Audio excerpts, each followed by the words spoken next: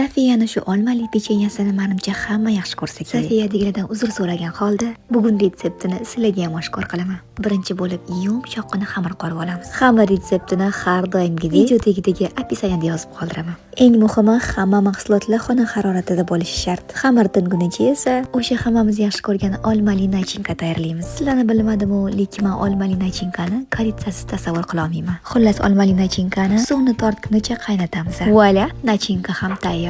Judayam nejniy bo'lgan xamirimizni asta yoyib, avval dumaloqlar, keyin esa yurakchalar kesib olamiz. O'zi asl retseptda yulduzchali edi. Menda esa unaqasi topilmadi. Dumaloqlar ustiga olmali nachinka, ustiga esa serdechkali ko'rpasdan yopib, duxovkada pishirishga jo'natamiz. Estetik videolarim orqasida har doim shunaqa fon bo'ladi. Bunaqa bardak ko'rib umuman asabiylashmayman, chunki har kuni Neo Magniy B6 ichib yuraman. Asablarni tinchlantirib olish pishgan pechenye ustiga saxarni pudra sepamiz. Bu pechenya chaynasham shart emas. Og'zingizga solganingizda o'zi yurib ketadi.